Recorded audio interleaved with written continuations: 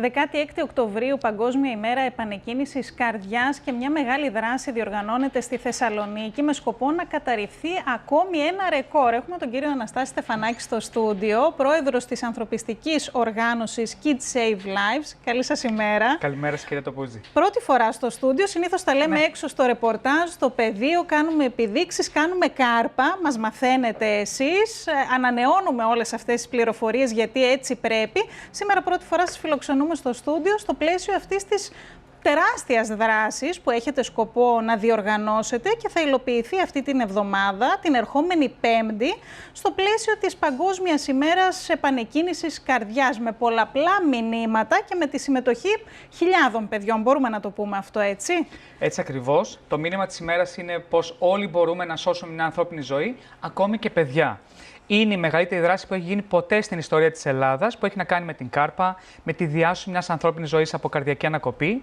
Περισσότεροι από 50.000 μαθητές θα συνδεθούν μέσω live streaming μαζί μας. Εμείς θα είμαστε με 1.000 ακόμη μαθητές της περιφέρειας Κεντρικής Μακεδονίας, στο Βελίδιο Συνεδριακό Κέντρο, από τις 10 μέχρι τις 12.30, έτσι ώστε...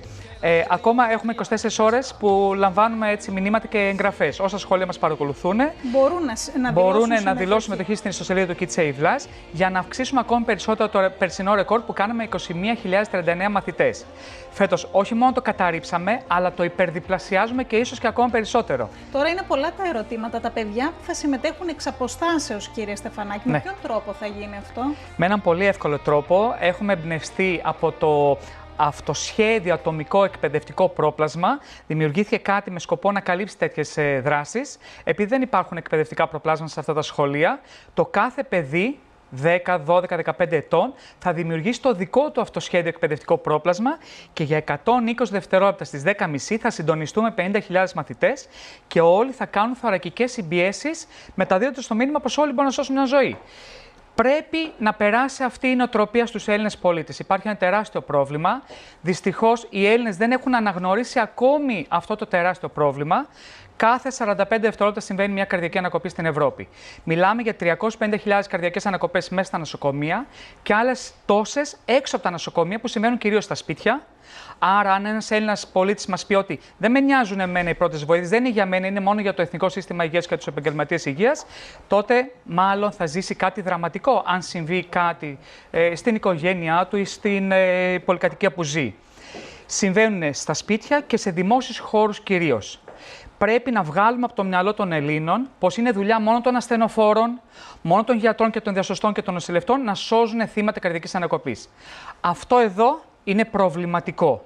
Γιατί η καρδιακή ανακοπή είναι χρόνο ευαίσθητη, μπορούμε να σώσουμε το κάθε θύμα καρδιακής ανακοπής μόνο όμως τα πρώτα 5, 6, 7 λεπτά. Παλεύουμε με το χρόνο στην ουσία, αυτό είναι το πιο σημαντικό ως προς την κατάταξη στην Ευρώπη. Κύριε Στεφανάκη, επειδή εσείς τα παρακολουθείτε, παραμένουμε σε πολύ χαμηλά επίπεδα. Είμαστε οι χειρότεροι στις 3-4 τελευταίες θέσεις Ευρώπης. Ανέκαθεν βγήκανε 3 μεγάλες ευρωπαϊκές μελέτες που κατατάσσουν την Ελλάδα 25η σε 27 χώρες, 26η σε 28 χώρες, ανάλογα με το αν οι παρευρισκόμενοι ξεκινάνε κάρπα στο θύμα που βλέπουν μπροστά τους ή ανάλογα αν επιβιώνει το θύμα της καρδιακής ανακοπής. Δεν τα πάμε καλά, πρέπει να αλλάξει αυτό και τι πιο εύκολο να το περάσουμε σε μικρή ηλικία, στα σφουγγαράκια που βρίσκονται μέσα στα ελληνικά σχολεία, πως είναι και δικό τους θέμα να μάθουν κάρπα και άλλες πρώτες βοήθειες, έτσι ώστε οι ίδιοι να συμμετέχουν. Και έχει συμβεί ήδη.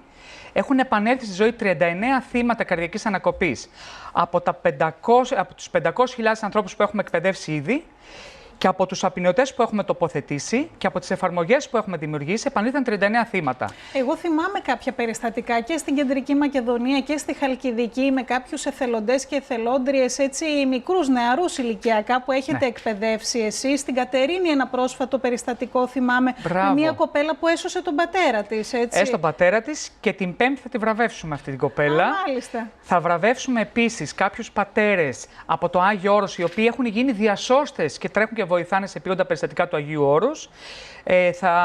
Θα βραβεύσουν την Όλγα Τζέτζη, μια παιδίατρο η οποία βοήθησε στο αεροδρόμιο της Ρόδου. Στην Ξάνθη βοήθησε ο Κρήτον Χατζικοσταντίνου και αυτόν θα το βραβεύσουμε. Γενικώς θα είναι μια πολύ ιδιαίτερη μέρα με κάτι ξεχωριστό. Όταν θα ολοκληρωθεί αυτή η δράση και θα καταγραφεί το νέο πανελλήνιο ρεκόρ που θα εμπνεύσει και τα υπόλοιπα κράτη του κόσμου που πλέον βλέπουν την Ελλάδα ότι κάτι αλλάζει. Θα ανακοινώσουμε, έχουμε καλεσμένους την οικογένεια του κυρίου Απόστολου Βεσσηρόπουλου, του τέως Υφυπουργού Εθνικής Οικονομίας και Οικονομικών, μας βοήθησε να μειώσουμε το ΦΠΑ των απεινωτών και έγιναν φτηνοί οι απεινιδωτές. Τετραπλασιάστηκαν οι απεινιδωτές και πλέον είχαμε 3.000 απεινιδωτές. Όταν στη Συθωνία της Χαλκιδικής έπαθε καρδιακή ανακοπή σε ένα beach bar, δεν υπήρχε ένας από αυτούς τους απεινωτές που βοήθησε να μπουν και δεν κατάφερε τελικά να επιβιώσει. Που στην ουσία είναι ο άνθρωπος ο οποίος βοήθησε περισσότερο προς αυτή την κατεύθυνση, έτσι, για τη μείωση του ΦΠΑ. Αυτός και ο κύριος Χρήστο Αικούρας, που τότε ήταν Υπουργός Εθνικής Οικονομίας και Οικονομικών, μέσα σε μία εβδομάδα το κατάφεραν. Και είδαμε ότι μία αλλαγή σε νόμο πώς άλλαξε την κατάσταση στο να σωθούν περισσότερες ανθρώπινες ζωές. Αυτό θέλουμε να περάσουμε και με άλλα υπουργεία. Συνεργαζόμαστε με το Υπουργείο Παιδείας, Θρησκευμάτων και Αθλητισμού. Μετά από την απόφαση τη δημόσια απόφαση του Πρωθυπουργού, μας υποδέχτηκε στο Μέγαρο Μαξίμου. Και έτσι τη διαδικασία, κάνατε κάρπα. Κάναμε κάρπα, παρόλο που πονούσε η μέση του, έκατσε στα γόνατα να μεταδώσει το μήνυμα πως όλοι θα πρέπει να μάθουμε κάρπα. Και στο τέλος της συνάντησης είπε ότι το μάθημα της κάρπας στα ελληνικά σχολεία του Kids Save Lives θα πρέπει να θεσμοθετηθεί και να μπει στα ελληνικά σχολεία, έτσι ώστε να εκπαιδεύουν τους μαθητές χωρίς διακρίσεις. Εμείς μπήκαμε σε 3.700 σχολεία. Τα υπόλοιπα γιατί να μην μαθαίνουν το ίδιο μάθημα, έτσι ώστε να βοηθήσουν την οικογένειά τους. Αυτό έγινε, κύριε Στεφανάκη, μετά από πρωτοβουλία και των σχολείων. Δηλαδή, βλέπουν τη δράση σας, σας καλούν και πηγαίνετε στο σχολείο και κάνετε την εκπαίδευση. Αν θα θεσμοθετηθεί όμως κάτι τέτοιο και υπάρχει δυνατότητα να γίνει εκπαίδευση σε όλους τους μαθητές, θα μας εξηγήσετε και για ποιες βαθμίδες μιλάμε, γιατί είναι σημαντικό και αυτό. Από ποια ηλικία δηλαδή κάποιος μαθητής μπορεί να εκπαιδευτεί πάνω στο κομμάτι αυτό και πρακτικά να βοηθήσει στο πεδίο, αν δει ότι παρουσιάζεται πρόβλημα σε κάποιον συνάνθρωπό του. Πολύ ωραία ερώτηση. Η πρότασή μας είναι ότι θα πρέπει να πιστοποιήσουμε εμείς δωρεάν όλους τους γυμναστές της Ελλάδας, δηλαδή τους εκπαιδευτικούς φυσικής αγωγής, έτσι ώστε όταν θα έχει κρύο, αντί να κάνουν 30 ώρες γυμναστική, να κάνουν 25 ώρες γυμναστική και 5 ώρες, 4 ώρες είχαμε συζητήσει με τον Πρωθυπουργό, να κάθονται μέσα στο σχολείο, στο γυμναστήριο και να κάνουν κάρπα. Είναι και αυτό ένα είδος πρακτικής εξάσκησης, όταν θα έχει κρύο, όταν θα έχει βροχή και ποιους θα εκπαιδεύει. Στη Δανία και σε άλλες ευρωπαϊκές χώρες που ξεκίνησαν αυτό το πρόγραμμα, εκπαιδεύουν τα παιδιά από την ηλικία των 6 ετών.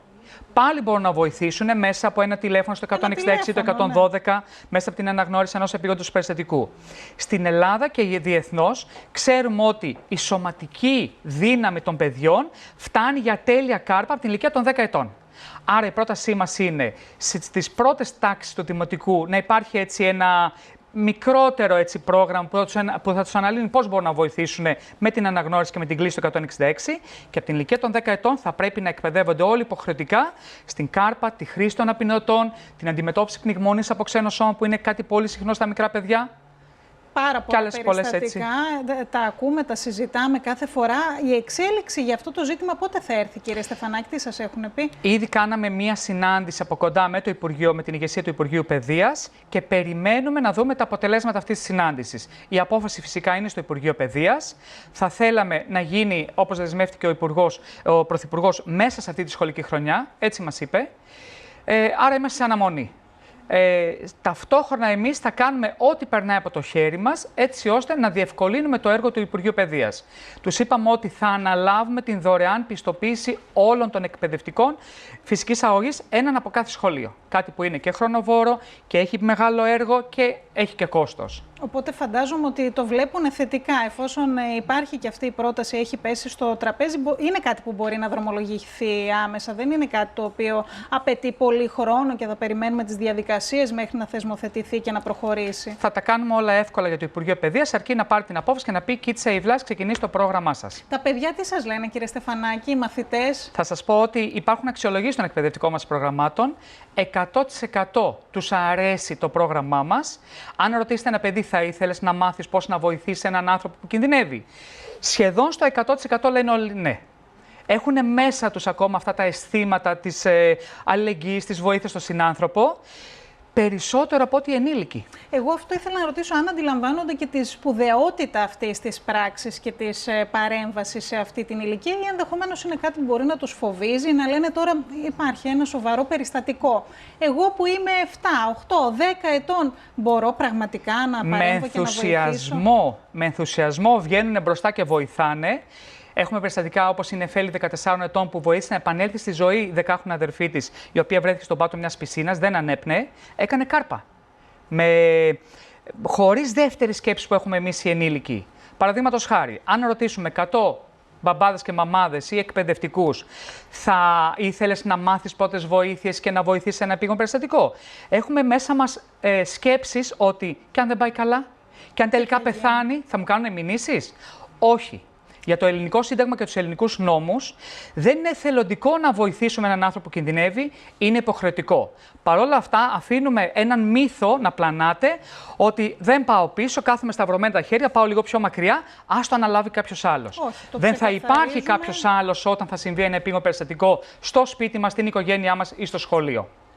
Πρέπει να αλλάξει η νοοτροπία των Ελλήνων. Δεν τους αδικώ, γιατί κανένας δεν γαλουγήθηκαν με αυτή την νοοτροπία. Δεν είχε περάσει από το Υπουργείο Παιδείας μέχρι τώρα αυτή η νοοτροπία, ότι τα παιδιά πρέπει να μάθουν και να βοηθάνε. Και μεγάλωσαν αυτοί οι άνθρωποι λέγοντας ότι το ασθενοφόρο θα τρέξει. Δεν θα είναι εκεί. Δεν μπορούμε να διακτηνίσουμε τα ασθενοφόρα να φτάσουν δίπλα σου. Σε αυτό το χρόνο εσύ πρέπει να βοηθήσεις. Γι' αυτό ονομάζονται πρώτες βοήθειες. Εγώ την πρώτη εκπαίδευση την είχα κάνει μαζί σας, κύριε Στεφανάκη, στα Νέα Μουδανιά, γύρω στο 12-13, εκεί θυμάμαι. Αλλά πραγματικά βλέπω ότι στην εξέλιξη αυτών των ετών υπάρχει μια καλή πορεία. Δεν ξέρω η δική σας εμπειρία τι λέει. Βλέπω τους ανθρώπους να είναι θετικοί και δεκτικοί προς αυτή την κατεύθυνση. Τους βλέπω δηλαδή στις συζητήσεις και στις επαφές ότι θέλουν να μάθουν πρώτες βοήθειες. Δεν ξέρω βέβαια πότε κάνουν την υπέρβαση και αυτό το βήμα που χρειάζεται όταν πραγματικά βρεθούν μπροστά σε ένα περιστατικό. Και μετά είναι και το άλλο το κομμάτι, ότι θα πρέπει να επαναλαμβάνεται αυτό. Δεν σημαίνει ότι επειδή εγώ εκπαιδεύτηκα πριν από πόσα χρόνια, μένω εκεί και είμαι ικανοποιημένη. Μπορεί να μην μπορώ και να παρέμβω αν δεν έχει ακολουθήσει νεότερη εκπαίδευση, έτσι δεν είναι? Θα σας πω πρώτα ότι έχω ενθουσιαστεί με την αλλαγή νοοτροπίας στην Ελλάδα. Πλέον μας ζητάνε καθημερινά, γίνονται περισσότερες από 1000 δράσεις κάθε χρόνο σε όλη την Ελλάδα, μας ζητάνε να εκπαιδευτούν πολίτες, παιδιά, επαγγελματίες υγείας. Σήμερα μιλούσα με την ελληνική αστυνομία, έτσι ώστε να εκπαιδευτεί μεγάλο μέρος της κοινωνίας. Έχει αλλάξει η κουλτούρα. Και όταν ακούμε για μία είδηση ότι κάποιος έπαθε καρδιακή ανακοπή, στα site διαβάζω από κάτω, έγινε κάρπα, υπήρχε απεινιδωτής. Πλέον είναι ενημερωμένος οι Έλληνες πολίτες. Ωστόσο, πρέπει να γίνει η υπέρβαση. Να πάρουν την απόφαση και να πούνε ότι εγώ θα αφιερώσω 5 ώρες να εκπαιδευτώ όπως και εσείς. Δεν το κάνουν όλοι. Δηλαδή, από τα 10.400.000 Έλληνες να έχουν εκπαιδευτεί λιγότερο από 1 εκατομμύριο. Εμείς έχουμε εκπαιδεύσει 503.000 ανθρώπους. Θέλουμε να φτάσουμε το 1,5 εκατομμύριο, γιατί οι ειδικοί λένε ότι εάν ένα έθνος, μια χώρα, εκπαιδεύσει άνω του 15% των πληθυσμού του, τότε θα δούμε να αυξάνουν τα περιστατικά όπου επιβιώνουν τα θύματα καρδιακής ανακοπής. 39 θύματα μόνο έχουμε βοηθήσει να επανέλθουν με το Kit Save Lives και είναι σταγόνα στον ωκεανό. Πρέπει όλοι να εμπλακούν, να ακούμε περισσότερες ειδήσεις και εσείς να τις λέτε στα ρεπορτάζ. Αυτό προσπαθούμε. Ότι ξεκίνησε κάρπα από τον πρώτο παρευρισκόμενο, βρήκαν που υπάρχει απεινωτής, εμείς το κάναμε εύκολο. Έχουμε δημιουργήσει τον Εθνικό Χάρτη Απεινωτών από το 2016. Μέσα από το κινητό μας, αν μπούμε στην ιστοσελίδα μας ή αν κατεβάσουμε το app I Save Lives, είναι δωρεάν. Μπορούμε να βρούμε πού υπάρχει ο πλησιέστερος απεινωτής. Ξέρω ότι υπάρχει στην είσοδο, και μπράβο σας που έχετε στην είσοδο απεινωτή. Να τρέξω να τον πάρω. Υπάρχει το ενημερωτικό φυλάδιο, έτσι, μας, ότι υπάρχει εδώ κοντά στο σημείο που βρισκόμαστε. Οι χρήστες αξιοποιούν αυτή την εφαρμογή, κύριε Στεφανάκη? Καθημερινά. Το app I Save Lives έχει βοηθήσει περισσότερα από 1.200 επίγοντα περιστατικά που είναι όλων των ειδών. Ανέστοι άνθρωποι, τραυματισμοί, αιμορραγίες, καρδιακές ανακοπές. Χτυπάει στο κινητό τους, όσοι είναι πιστοποιημένοι και έχουν κατεβάσει το app και έχουν δημιουργήσει ειδικό προφίλ, χτυπάει στο κινητό τους ότι στα 500 μέτρα κάποιος κινδυνεύει. Μπορείς να βοηθήσεις. Και είναι στην επιλογή του ανάλογα με τη ζωή του. Παραδείγματος χάρη, είναι μια μαμά και έχει 2 παιδιά. Δεν θα μπορέσει να τρέξει, αλλά κάποιος άλλος θα τρέξει να βοηθήσει. Και αυτοί οι άνθρωποι, επειδή είναι στην κοινότητα, ζουν στην κοινότητα, φτάνουν πολύ πιο γρήγορα από το ασθενοφόρο. Ειδικά στην επαρχία. Τι να πούμε για την επαρχία που τα στενοφόρα τρέχουν, προσπαθούν, κάνουν προσπεράσεις και είναι μεγάλες οι αποστάσεις. Ναι. Και δεν προλαβαίνουν να φτάσουν σε 5 λεπτά. Πάντα. Η αλήθεια αυτή είναι και έχουμε δει πάρα πολλά περιστατικά. Λοιπόν, να σας ευχαριστήσω πολύ. Προσπαθείτε κάθε χρόνο να καταρρύψετε το ρεκόρ το οποίο το έχετε δημιουργήσει εσείς την προηγούμενη χρονιά. Είμαι σίγουρη ότι του χρόνου θα συζητάμε για νέα προσπάθεια κατάρριψης ρεκόρ. Πάντα. Περισσότεροι από 50.000 μαθητές. Νομίζω το νούμερο είναι συγκλονιστικό. Δεν ξέρω τι να πούμε πάνω σε αυτό. Ακόμη ένα 24ωρο έχουν τη δυνατότητα τα παιδιά και τα σχολεία να δηλώσουν συμμετοχή. Χορηγός επικοινωνίας εννοείται η ΕΡΤ3. Είμαστε εκεί και στηρίζουμε πάντα αυτές τις προσπάθειες. Σας ευχαριστούμε πολύ. Θα τα ξαναπούμε είτε στο πεδίο είτε στο στούντιο. Εδώ είμαστε. Να είστε καλά. Χαιρόμαστε που συνεργαζόμαστε με την ΕΡΤ3. Να πούμε και ένα μεγάλο ευχαριστώ στους υπόλοιπους συνεργάτες, ειδικά στην Αντιπεριφέρεια Υγείας της Περιφέρειας Κεντρικής Μακεδονίας. Το κάνουμε σε συνδιοργάνωση. Ευχαριστούμε στη Μελίνα Δερμετζοπούλου, η οποία είναι απίστευτη από την αρχή, αγκάλιασε αυτή την προσπάθεια. Να είσαστε καλά. Ευχαριστούμε, κύριε Στεφανάκη.